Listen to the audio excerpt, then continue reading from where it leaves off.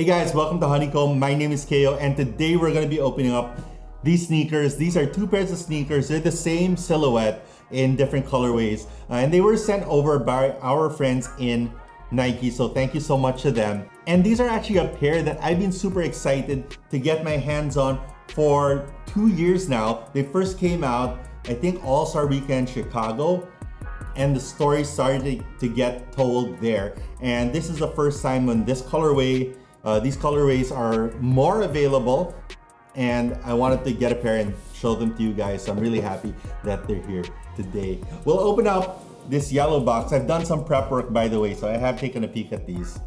The box is a standard Jordan 1 style box, but it is not a Jordan 1. You have the Nike on top on all sides, and this one says Jordan Airship PE SP. So SP is special projects, PE is player exclusive. Now that's interesting, and we'll get into why it says that a bit later on once you see the sneaker and some of the stuff in here. I can explain it a bit better.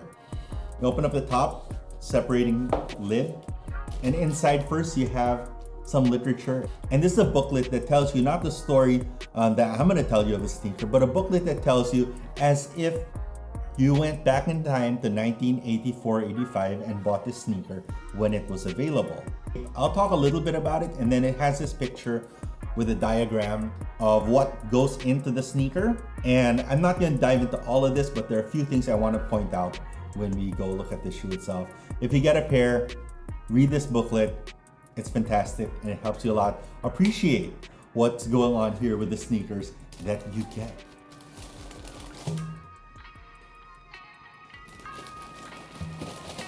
This is the Nike Airship PE.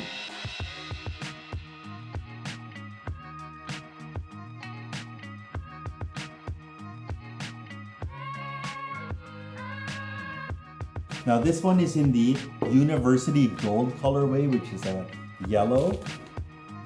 The gold, yeah. University Gold / white. And then this other one is in the Pine Green colorway. So this is what it looks like right out of the box. I've gone ahead and laced up the other sneaker so that you can see that it actually does come with a second pair of laces, which is yellow. And the same is true for the other sneaker. And maybe we can pull it out now just so you guys can see before we start talking in detail about some of the features of the sneaker. So I've gone ahead and laced this one up in white. This is the University Green. And this one in green. Now that I see it laced up with the colored laces, I actually really like the colored laces versus the traditional white ones. This is like a proper retro look. Just kind of a bit more fun in terms of style. Now, these are very identical in terms of their design and look. So we're just going to talk about the features on one sneaker, this first one that I popped out. And we're going to put the other ones here. You know, having two pairs in different colors, maybe we can have some fun, mismatch them. Now the Nike Airship was actually the sneaker that Jordan first wore when he played in the NBA. If you've seen the banned Jordan 1 ads, where Nike says that, oh, Jordan was fined by the NBA and they banned his shoes. The pair that was banned was not the actual Air Jordan 1s. What was banned was this shoe because they hadn't made the Air Jordan 1 yet. Jordan came back from the Olympics, went right into the league, and while he was in the league, he needed something to wear until the Air Jordan 1 came out. TVs were low resolution, so they just found something that was pretty close. So the Airship was on sale in 1984-85 when Jordan was playing in them. However, it was not this pair. Let's talk a bit about that. All right, so let's start at the outsole. The outsole has traction very similar to an Air Jordan 1. This sneaker was designed by, I believe, Kilgore, who is the designer of the Air Force One, right? So the big change that they made here versus the Air Force One is, of course, this little triangle that goes through the concentric circles that made the Air Force One so famous. Why? It turns out that these lines here were to be able to increase flex the circles on the Air Force One were reducing flex, and this was more of a guard shoe, so a smaller player shoe, where the Air Force One were big player sneakers. And because of that, you needed more forefoot movement, and that's why they put that new shape in the traction. And this is one of the first places that we saw that play out. Difference from the Air Jordan 1 actual midsole is that outsole is that the Air Jordan 1 has another cut here, and those concentric circles keep on going through. Now the technology on that outsole is only slightly different from the Air Jordan 1, but the cup sole is the cup sole from the Air Jordan 1 and the technology inside. On the little pamphlet, they show a picture of the air sole inside and the polyurethane wedge that goes in there to create cushioning on the heel. And those are identical to the Jordan 1. Now here's where the PE part comes in. Because if you look at the drawing over here, see there's that little air cushion, right? Air sole and then polyurethane wedge inside of the sneaker. Now if you look at the drawing here, that midsole is thicker, right? It's a bit deeper than what we have here. Now remember, this is kind of like the step between the Air Force One and what would become the Air Jordan 1. So this was designed by Bruce Kilgore, designed the Air Force One, and what they did was they took that Peter Moore outsole or midsole, cup sole, and put it here into this sneaker. So it's never been released in this shallow version, and that's why it's called a PE, player exclusive, because this was the shape, the setup that MJ had and he was playing with that rookie year with the Chicago Bulls. Pretty cool, huh? All right, let's talk about the sneaker a bit more. So moving up from that cup sole, you get to the upper. Now the upper is a very nice full grain leather, very thin level of polyurethane, of plastic coating over the top of the leather. You can really see if you go in there and you zoom in and you take a peek at, like here, the gap where the panels meet. You see that there it is a full grain leather. It does have that bluishness of a chrome tan leather. And then moving up from the toe, which is very similar to an Air Force One. Also, you remember this U shape that was in the Air Force One, also appeared on the Jordan series sneakers. If you remember the story there, this is where that came from the Airship. And then there was also some garter in there. Now, you might remember that the Air Force One Comfort 2 also had that garter. This is where it came from. Now, your toe actually flexes here, but by creating that little groove there, it allows the sneaker to flex, right? Even if your toe's bending here, it allows the toe section to send backwards towards the midfoot, and that gave a little bit more comfort and movement that you needed if you were in the guard position. As you can see, a lot changed between the Airship and the Jordan 1, but a lot really made its way over. The other thing that is very different about this versus the Jordan 1 is that the number of holes, there's none here in this little elbow section, which is actually similar to a Jordan 1 mid in this situation.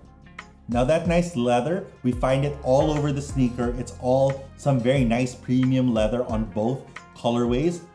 Then you have the nylon tongue, which does make its way to the Jordan 1. And then on the inside, you have the printed 9.5 size number. That's a very retro feature. And then I mentioned that it does come with extra laces for both of them. But my favorite thing about this pair of sneakers, and the reason why these are more comfortable than Jordan 1s, and I don't know why they don't just do this with Jordan 1s, because as I said, same cup sole, same polyurethane wedge, same air sole unit, cushioning inside, but this one is a big, beefy insole. It's huge, it's really fat, and it is polyurethane, that same bouncy polyurethane that you hear me talk about in the Air Jordan 11, right? This is that same material. This is the best insole I've gotten in any retro sneaker in a long time. So the liner actually has some fuzziness to it, and then you have the Air Jordan logo, the Jumpman, in University Gold. Of course, that was not there because there was no Jumpman logo when this came out. There was no Air Jordans when this came out. So that is a new feature, something for the retro that makes this actually a Jordan sneaker. So it says Nike, but this is actually a Jordan PE, a Jordan sneaker from Jordan brand. Yeah, so I really like that polyurethane insole. I have a feeling that it's gonna pop out of these every once in a while and hop into like some regular Jordan ones to make them more comfortable. Pop out the Dream Cell, pop out some Ortholites, and pop this in and move them around. I do that. I move them from sneaker to sneaker to make it a little bit more comfortable, a little bit more bearable for long, 10,000 step, 20,000 step days. In terms of branding, you have a colored swoosh depending on the colorway. So they're designed like collegiate or NBA sneakers from the early 80s, which is that there was a set colorway that was allowed to be used, which is the sneaker has to be mostly white and you could have a little bit of branding. Colored swoosh, that was it.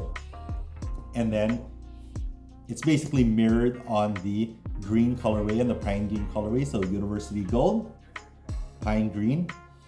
On the back, you have Nike Air branding printed over here. And that is in a retro Nike Air style. And then on the tongue tab, they actually say Nike Air. So that Nike Air tab, very reminiscent of the Air Jordan 1. Size, they do fit true to size. They are a bit looser in terms of like body shape versus the Air Jordan 1. So you can go true to size. They don't fit a step up the way that like Air Force Ones fit. So they're kind of, they're definitely in the middle of Air Force One and Jordan 1. And as a result, just go true to size. Whatever size you wear in Jordan 1, get it for these and expect them to be a little bit looser. In terms of styling, I really like the, how about that? What if I wore them like this since I have two? What if I put the green laces in the yellow one and the yellow laces in the green one and I wore them? They look like a collaboration. I would like to know your thoughts in the comment section down below. What do you think of these sneakers? What do you think of the Airship? What do you think of the band story? Do you think that we were being lied to or marketed to? Overall, I'm stoked to have this little piece of history. I'm stoked to rock them. I feel like these are going to be very comfortable, especially because they have that in between of the Air Force One, the super comfortable sneaker, and the Jordan 1, and it features those comfort features which you didn't get in the Air Force One. These guys are on sale now in Jordan Manila and Titan and a few other places. I don't think they're in the Nike app. They might be in the sneakers website. And that's about it. Thank you so much for watching. My name is KO. Please subscribe to our channel. It goes a long way. I wish you guys good luck, good health, great pickups. Peace.